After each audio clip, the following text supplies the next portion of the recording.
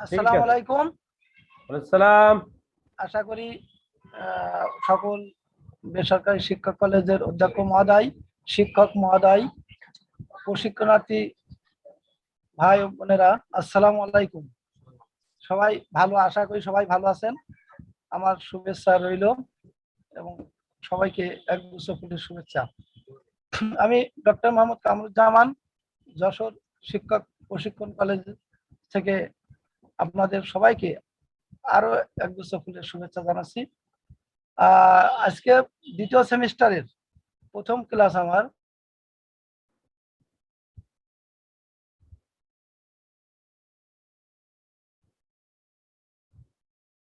আমি ও ক্রমবিকাশ প্রথম ইউনিট, এটা আমি এর উপর একটু আলোকপাত করতে চাচ্ছি। যেহেতু এখানে আমি অনেকগুলো একটু ছবি দিয়েছি। প্রথমে মাননীয় প্রধানমন্ত্রী মহোদয় সাথে আছেন, প্রতিবন্ধী কিছু দৃষ্টি প্রতিবন্ধী, তারপরে যারা হাঁটতে পারে না, তারপর হাত নাই, বিভিন্ন এদেরকে একটা গুচ্ছ করেছি। একীভূত শিক্ষার অর্থ আমরা পরে জানবো, আগে একটু ছবিগুলো একটু দেখে নিই। ছবিগুলো দিয়ে আমরা একটু ক্লাসের প্রাথমিক ধারণাটা আমরা একটু উপলব্ধি করতে পারি কিনা।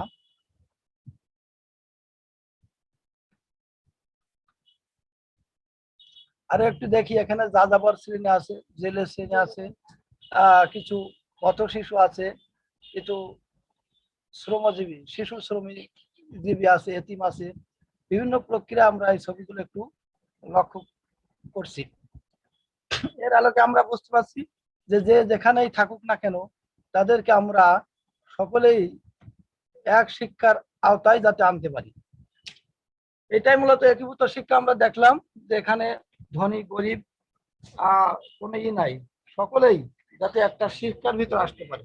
ছেলে মেয়ে যে যে পরিবেশেই থেকে আসুক না কেন, প্রতিবন্ধী, দৃষ্টি প্রতিবন্ধী হোক, তার এক অঙ্গ হানি হতে পারে, তারপরে যাযাবর হতে পারে, জেলে হতে পারে, সবাইকে এক শিক্ষায়, এক ক্লাসে, একই রুমে, একই শ্রেণীকক্ষে, একই শিক্ষকের দ্বারা পাঠদান করাই হলো একীভূত।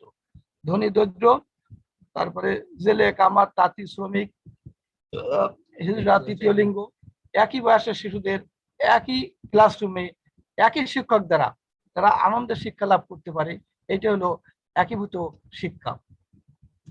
সুপ্রিয় প্রশিক্ষণার্থী ভাই বোনেরা,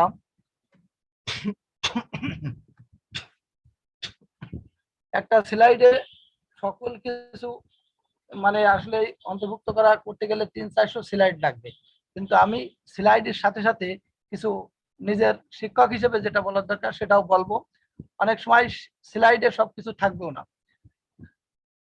শব্দার্থ বিজ্ঞানের সংজ্ঞা অনুযায়ী একীভূত শিক্ষা প্রপঞ্চটির ইংরেজি পরিভাষা হচ্ছে ইনক্লুসিভ এডুকেশন।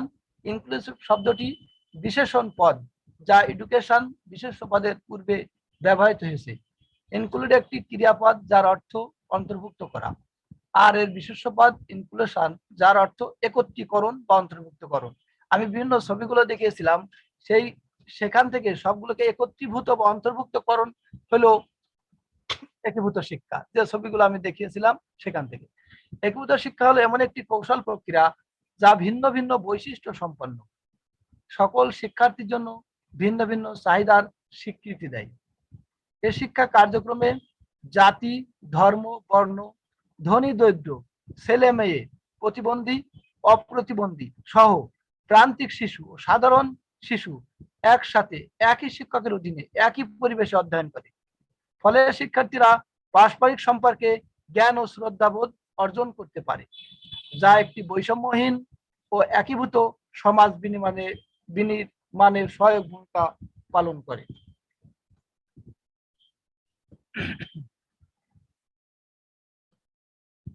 একীভূত শিক্ষা বিজ্ঞানের আধুনিকতম ক্ষেত্র আছে একীভূত শিক্ষা। শিক্ষা একটি মৌলিক মানবাধিকার, universal declaration of human rights in 1949 এর অন্তর্ভুক্ত। শিশুদের রয়েছে কোনো বৈষম্য শিকার না হওয়ার অধিকার। এ ধারণা থেকেই জন্ম নিয়েছে একীভূত শিক্ষার ধারণা। 1994 সালে world conference on special needs education থেকে একীভূত শিক্ষার তাগিদ আসে। এ সম্মেলনে শিক্ষাকে একীভূত করার নীতিমালার উপর জোর সুপারিশ করা হয়। এর ফলপ্রসূ হিসেবে পরবর্তীতে 2000 সালে ঢাকার বিশ্ব শিক্ষা ফোরাম, 1996 সালে 21 শতকের জন্য আন্তর্জাতিক শিক্ষা কমিশন জোর প্রচেষ্টা চালায়। সাধারণ শিক্ষার্থীদের সাথে একই শিক্ষাক্রম অনুসরণে একই শ্রেণীকক্ষে বিশেষ চাহিদা সম্পন্ন শিশুদের শিক্ষা কার্যক্রম পরিচালনাকে একীভূত শিক্ষা বোঝায়। সংজ্ঞা বিশ্লেষণে বলা হয় যে সব ধরনের সামাজিক, অর্থনৈতিক অবস্থানের, সকল পরিবেশের এবং যে কোনো দিকে অল্প প্রতিবন্ধী শিশুদের একই সাথে সমভাবে সমপরিমাণ শিক্ষা দেওয়াই হলো একীভূত শিক্ষা।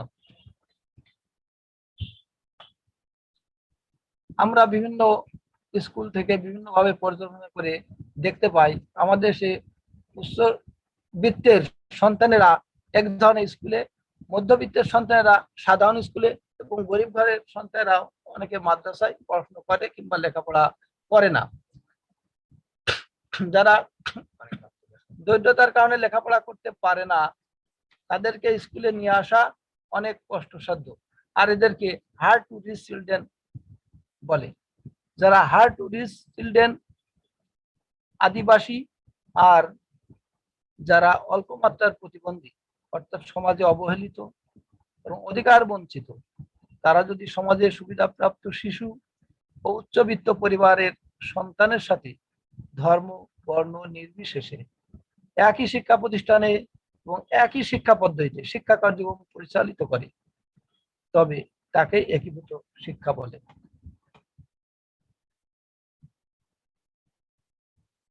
আধুনিক শিক্ষা ক্ষেত্রে সে গুরুত্ব, একীভূত শিক্ষা আমরা কেন পড়বো এই বিষয়ে আমরা একটু দেখি। গুরুত্ব, একীভূত আধুনিক শিক্ষা ক্ষেত্রে একীভূত শিক্ষা চেতনা নতুন ভাবে প্রবর্তিত হয়েছে। শিশুর জন্য সুশিক্ষা, well education of for child এ স্লোগানকে বাস্তবায়নের জন্য সব শিশুর যথার্থ শিক্ষার তাগিদে একীভূত শিক্ষার চেতনা পরিবর্তন করা হয়েছে। সুবিধা বঞ্চিত সকল শিশুর সুরক্ষা সুনিশ্চিত করাই এর একমাত্র লক্ষ্য। এর গুরুত্ব নিম্ন। আমরা একীভূত শিক্ষা কেন পড়বো, কেন বিষয়ে জানবো এবং শ্রেণী শিক্ষাকে এর উপকারিতা কি এ বিষয়ে আমাদেরকে আগে জানতে হবে। মূল একীভূত শিক্ষার গুরুত্ব না জানলে আমরা পাঠ লাভে আনন্দ পাবো না, এই কারণে এটা একটু ভালো করে বুঝতে হবে। ধর্ম, বর্ণ, জাতি, বৃত্ত নির্বিশেষে সকলে একসাথে লেখাপড়া করার কারণে বৈষম্যমূলক দৃষ্টিভঙ্গি দূর হবে এবং ভ্রাতৃত্ববোধ গড়ে উঠবে। 2, সামান্য প্রতিবন্ধীরাও সমানভাবে প্রতিষ্ঠিত হওয়ার সুযোগ পাবে। 3, সমাজে মানুষের মধ্যে শ্রেণী বিভেদ কমে আসবে, মানবাধিকার প্রতিষ্ঠিত হবে, স্কুলে ভর্তি যুদ্ধের অবসান ঘটবে, বিত্তশালীরা নিজেদের বিদ্যালয়ের মান উন্নয়নে সচেষ্ট হবে, সমাজে উচ্চ শিক্ষার হার বাড়বে।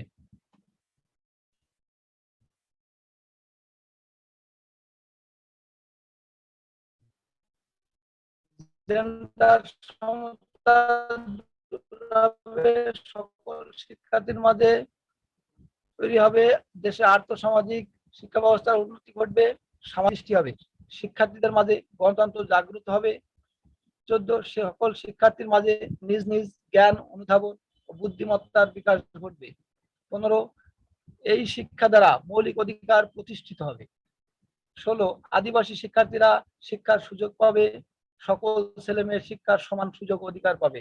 18, সবার জন্য শিক্ষা এ স্লোগানের বাস্তবায়ন হবে। 19, উচ্চ মেধা, মধ্যম মেধা, নিম্ন মেধার শিক্ষার্থীর একযোগে শিক্ষায় পিছিয়ে পড়া শিক্ষার্থীরা এগিয়ে আসার সম্ভাবনা থাকে। 20, দলভিত্তিক শিক্ষা ব্যবস্থার বিকাশ ঘটে, শিক্ষক শিক্ষার্থীর মেধার সুবিকাশ সাধন হয়। 22, শিক্ষায় ঝরে পড়ার প্রবণতা হ্রাস পায়। 23, শিক্ষণের আগ্রহ বৃদ্ধি পায়। এক কথায় বলা যায় যে একীভূত শিক্ষা কার্যক্রমের মাধ্যমেই শিক্ষার উন্নয়ন সম্ভব। একীভূত শিক্ষার আওতাভুক্ত শিক্ষার্থী কারা? একীভূত শিক্ষার্থী অ্যাপ্রোচ ও বিশেষ চাহিদা সম্পন্ন শিক্ষার্থী শনাক্ত আমরা করতে পারি। একীভূত শিক্ষার্থী, আওতাভুক্ত শিক্ষার্থীরা আমরা সংজ্ঞায় বিভিন্ন সময় বিভিন্ন বলে আসছি এবং বলছি। একবিত শিক্ষার অন্তর্ভুক্ত শিক্ষার্থী হিসেবে শিক্ষার মূলধারার সাধারণ সুস্থ স্বাভাবিক শিক্ষার্থীর পাশাপাশি প্রতিবন্ধী শিক্ষার্থীদের অন্তর্ভুক্ত কথা বলা হয়েছে। শিক্ষাক্ষেত্রে বাদ পড়া বা শিক্ষায় বহির্ভূত শিশু কোন ধরনের তাদের সম্পর্কে আমরা একটু দেখি। পৈতৃক পরিত্যক্ত শিশু, ভিক্ষুক শিশু, পরিচয়বিহীন সন্তান, গৃহহীন শিশু, আদিবাসী শিশু, যাযাবর শিশু মানে বেদের শিশু যারা। এখন শরণার্থী শিশু যেমন রোহিঙ্গা শিশু, রাষ্ট্রচ্যুত শিশু, নির্যাতিত শিশু, শ্রমজীবী শিশু, HIV আক্রান্ত শিশু, বিবাহিত শিশু, কুমারী শিশু, এতিম শিশু, গ্রামীণ শিশু, পথ শিশু ছাড়া আরো কিছু আছে। বন্দী শিশু, কিশোরী মাতা, অপরাধী বা সাজাপ্রাপ্ত শিশু, অবৈধ কাজে জড়িত শিশু, মানসিকভাবে অসুস্থ শিশু, দরিদ্র শিশু, যৌন নির্যাতিত বা ধর্ষিত শিশু, যুদ্ধাক্রান্ত শিশু, আশ্রয়প্রার্থী শিশু, শিশু যৌনকর্মী, প্রতিবন্ধী শিশু, নিরক্ষর শিশু, অভিবাসী শিশু, গর্ভবতী বালিকা, পাচারা শিশু, দুর্গম এলাকার শিশু, এই সকল শিক্ষার্থীরা আমরা একসঙ্গে একত্রে কি করতে তাদেরকে আমরা এক আনতে পারি। এখন এখান থেকে এই প্রতিবন্ধী শিশুদের বিভিন্ন থেকে আমরা একটা ক্রমবিকাশে একটা শখের মাধ্যমে আনতে পারি।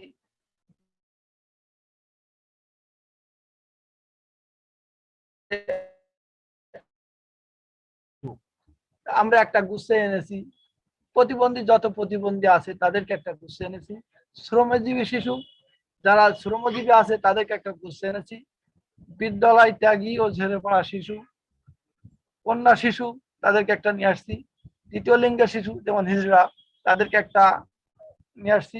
অন্যান্য শিশু, সংখ্যালঘু ও সংখ্যা ক্ষুদ্র নিগোষ্ঠী শিশু, কিশোর অপরাধী শিশু, যাযাবর ও ঘরহীন শিশু এবং অনাথ শিশু, যারা এতিম শিশু তাদেরকে আমরা এই একটা গুচ্ছর ভিতরে আমরা সকল শিশুকে নিয়ে আসছি। তাদেরকে আমরা এই একই ভাবে একই ক্লাসে একই শ্রেণীকক্ষে একই রুমে একই শিক্ষক দ্বারা একই সময়ে তাদেরকে আমরা পাঠদান করাতে পারলে আমাদের শিক্ষার যে মাননীয় প্রধানমন্ত্রী শেখ হাসিনা যে আমাদের শিক্ষার কারিগর তিনি যে আমাদের হাতে নিয়েছেন মিশন, তাহলে আমরা সফল হতে পারবো আশা করি।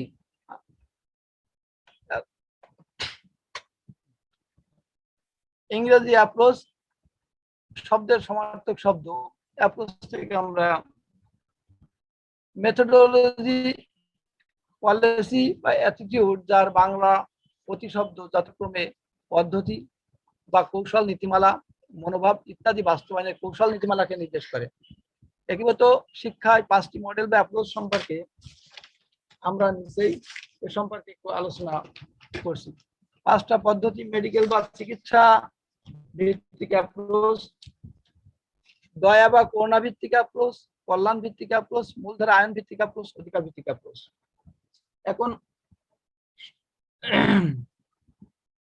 একীভূত শিক্ষার অ্যাপ্রোচ বলতে একীভূত শিক্ষার প্রতি দৃষ্টিভঙ্গি, একীভূত শিক্ষার বাস্তবায়নের কৌশল বা নীতিমালাকে নির্দেশ করে। আমরা অ্যাপ্রোচটাকে একটু দেখি। একীভূত শিক্ষার অ্যাপ্রোচ বলতে একীভূত শিক্ষার প্রতি দৃষ্টিভঙ্গি, একীভূত শিক্ষা বাস্তবায়নের কৌশল বা নীতিমালাকে নির্দেশ করে। সবার জন্য শিক্ষা নিশ্চিত করতে বিগত 2 দশকে আমাদের দেশে বিভিন্ন সময় নানা পদক্ষেপ গৃহীত হয়েছে। যেমন সরকার প্রতিবন্ধী শিক্ষার্থীদের সাধারণ শিক্ষা প্রতিষ্ঠানে ভর্তির নির্দেশ দিয়েছেন, কিন্তু প্রতিবন্ধী শিক্ষার্থীদের শিক্ষা দেওয়ার মতো প্রয়োজনীয় উপকরণ এবং প্রশিক্ষণপ্রাপ্ত শিক্ষকের ব্যবস্থা করা হয়নি। এসব সমস্যার সমাধান না করে শুধু স্কুলে ভর্তির নির্দেশ দিলেই সেটা কার্যকর হবে না। 21শ শতাব্দীর শুরুতে আমাদের শিক্ষা মন্ত্রণালয়ের মাধ্যমে বিভিন্ন সময় মাধ্যমিক স্তরে একীভূত শিক্ষার যাত্রা শুরু হয়। এখন পর্যন্ত বাংলাদেশের সরকারের রুলস অফ বিজনেস অনুযায়ী প্রতিবন্ধী শিক্ষার্থীদের শিক্ষার দায়িত্ব সমাজ কল্যাণ মন্ত্রণালয়ের অধীনে ন্যস্ত, শিক্ষা মন্ত্রণালয়ের অধীনে নয়। বিধায় একীভূত শিক্ষা বাস্তবায়নের সঠিক অ্যাপ্রোচ কি করুণা ভিত্তিক, কল্যাণ ভিত্তিক, মূলধারায় আনয়ন ভিত্তিক না কি অধিকার ভিত্তিক অথবা মিশ্র ভিত্তিক হবে, সেটি নিয়ে রয়েছে ভিন্ন মত। এখন আমরা 5টি যে অ্যাপ্রোচ দিয়েছি অ্যাপ্রোচ সম্পর্কে জানলাম। মেডিকেল বা চিকিৎসা ভিত্তিক অ্যাপ্রোচ বা মডেল কি এ সম্পর্কে আমরা একটু দেখি। প্রতিবন্ধকতা বিষয়ক সবচেয়ে আলোচিত মডেল হচ্ছে মেডিকেল মডেল, যা ব্যক্তির সুস্থতার উপর গুরুত্ব দেওয়া হয়েছে। এই মডেল প্রথমে পেশাজীবী চিকিৎসকেরা প্রস্তাব করেন। মেডিকেল মডেল প্রতিবন্ধকে ব্যক্তির দোষ অথবা অক্ষমতা হিসেবে দেখা হয়। এই মডেলে তাই ব্যক্তির প্রতিবন্ধকতা যাচাই ও চিহ্নিত করে বিশেষ ধরনের নামকরণ করা হয়। ব্যক্তিকে তার প্রতিবন্ধতা অনুযায়ী বিশেষ শিক্ষার ব্যবস্থা করা হয়। এই মডেলে মনে করা হয় যেহেতু প্রতিবন্ধকতা ব্যক্তির ব্যক্তিগত সমস্যা, তাই শিক্ষার জন্য ব্যক্তিকেই পরিবর্তিত হতে হবে। এক্ষেত্রে সম্পূর্ণ সমাজ অপরিবর্তিত থাকে এবং প্রতিবন্ধকতা দূরীকরণের জন্য চিকিৎসা সেবার প্রয়োজন হবে। দয়া বা করুণা ভিত্তিক অ্যাপ্রোচ। এই অ্যাপ্রোচে প্রকৃতপক্ষে প্রতিবন্ধী মানুষ বেঁচে থাকে অপরের দয়া বা করুণার উপর। অর্থাৎ সমাজে উচ্চবিত্ত শ্রেণী দয়া বা করুণা পরবশে প্রতিবন্ধী মানুষকে বেঁচে থাকার কিছু অর্থ দান করে।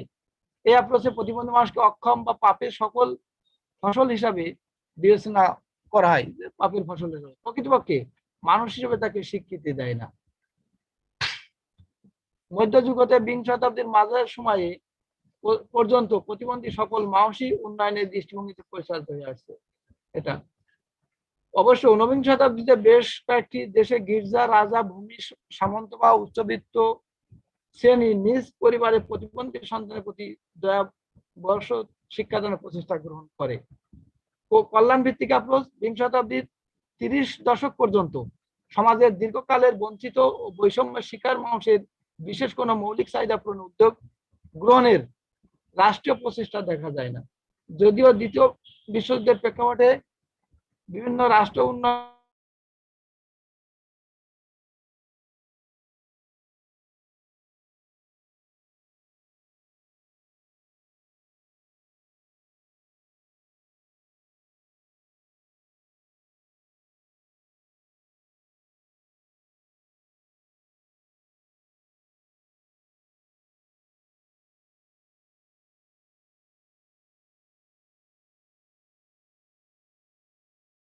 বিশেষ ধারণা, বিশেষ শিক্ষা, আমরা একীভূত শিক্ষার বিশেষ ধারণাকে আমরা কিভাবে পারি একটু দেখি।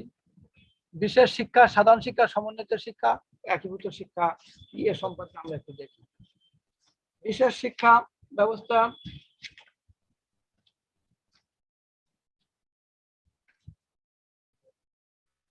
বিশেষ শিক্ষা সহজভাবে বলতে গেলে ব্যতিক্রম ধর্মী শিশুদের শিক্ষা চাহিদা মেটানোর জন্য যে শিক্ষা ব্যবস্থা প্রয়োজন হয় তাকেই বিশেষ শিক্ষা বলে। এই শিক্ষা ব্যবস্থাটা শুধুমাত্রই ব্যতিক্রম ধর্মী শিশুদের বিশেষ ব্যবস্থাপনায় এই ক্লাস নেওয়া হয়ে থাকে, তাদেরকে শিক্ষার সেগুলো খুবই কম সংখ্যক শিক্ষার্থী এই সুযোগ পেয়ে থাকে।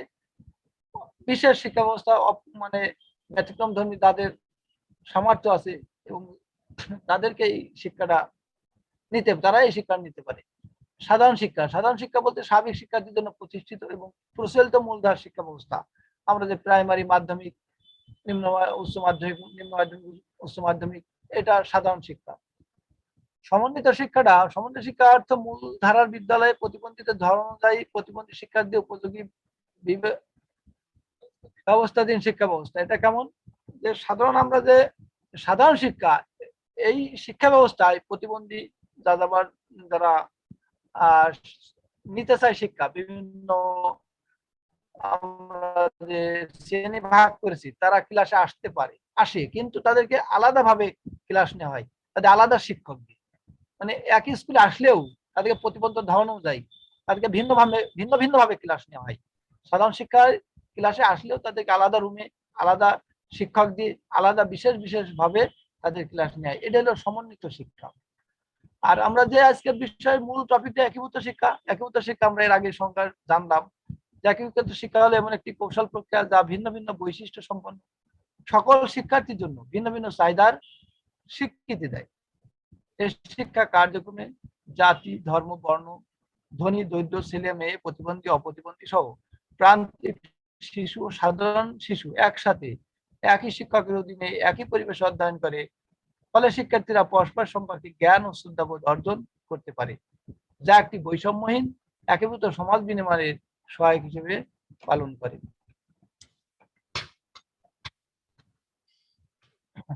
প্রতিবন্ধী শিক্ষার্থীদের মাধ্যমিক শিক্ষায় অংশগ্রহণের বর্তমান ধারা ও অবস্থা। বিভিন্ন সময় বিভিন্ন সরকার বিভিন্ন সুযোগ সুবিধা বিভিন্ন কিছু দিয়ে তাদেরকে অংশগ্রহণ করার কিছু ই করে, তাদের কি অবস্থা? শিক্ষা উপবৃত্তি ও সুবিধা বঞ্চিত শিশুদের শিক্ষায় অংশগ্রহণ, বেদে অনগ্রসর জনগোষ্ঠী শিশুদের শিক্ষায় অংশগ্রহণ, তৃতীয় লিঙ্গের জন্য গৃহীত পদক্ষেপ, প্রতিবন্ধী শিক্ষার্থীদের শিক্ষায় অংশগ্রহণ, শিক্ষা উপবৃত্তি, সমন্বিত দৃষ্টি প্রতিবন্ধী শিক্ষা কার্যক্রম, অটিস্টিক শিশুদের শিক্ষা, প্রতিবন্ধী শিক্ষার্থীদের শিক্ষা বিস্তারের জাতীয় বিশেষ শিক্ষা কেন্দ্র, সরকার পরিচালিত প্রতিবন্ধী শিশুদের শিক্ষা বিস্তারে বিশেষ বিদ্যালয়, বাক ও শ্রবণ প্রতিবন্ধী বিদ্যালয়, দৃষ্টি প্রতিবন্ধী বিদ্যালয়, বুদ্ধি প্রতিবন্ধী বিদ্যালয়, সরকার সহায়তাপ্রাপ্ত বেসরকারি প্রতিবন্ধী বিদ্যালয়, একীভূত করণে বিরাজমান বাধা, আন্তর্জাতিক আইনে প্রতিবন্ধীদের অধিকার,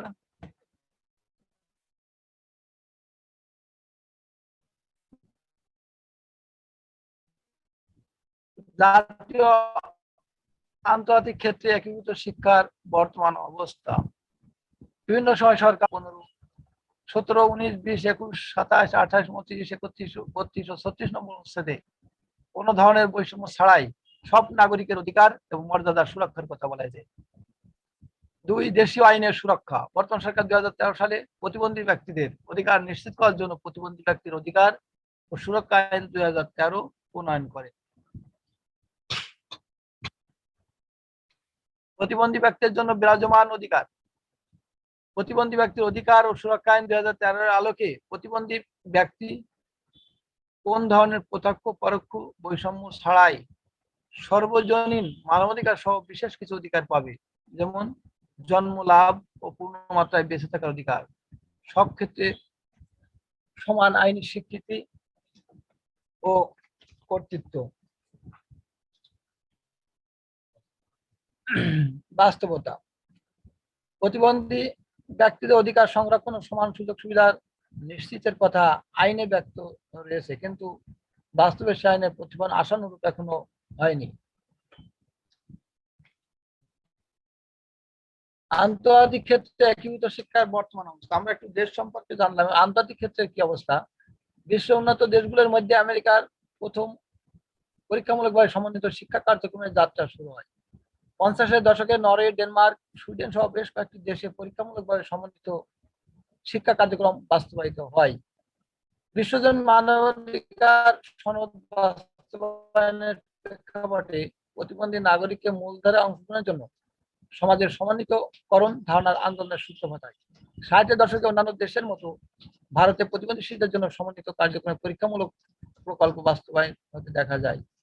এছাড়া কানাডা, যুক্তরাজ্য, Australia, Bhutan, Pakistan, Myanmar, Thailand, Singapore, Indonesia, Japan বিভিন্ন দেশ একীভূত কার্যক্রমে শুরু করেছে এবং তারা অনেক এগিয়ে।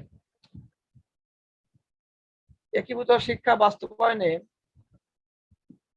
যা করা দরকার আমাদের, আমরা বিভিন্ন গবেষণামূলক বিভিন্ন জায়গা থেকে বিভিন্ন কিছু দেখে আমরা দেখছি, আমরা আমাদের দেশের প্রতিবন্ধী শিশু সহ সকল সুবিধা বঞ্চিত শিশু শিক্ষা নিশ্চিত করণে তাতে একীভূত শিক্ষা বাস্তবায়নের 6টি নীতি অনুসরণ করতে পারি।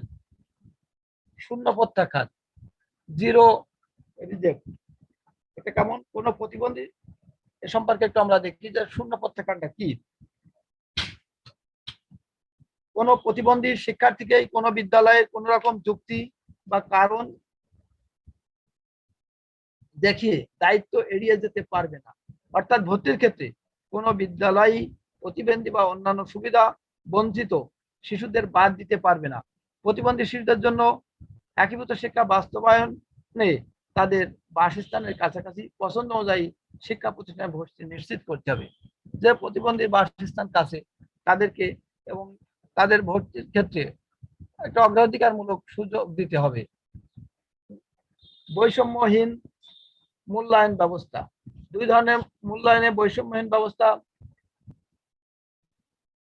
নিশ্চিত করতে হবে।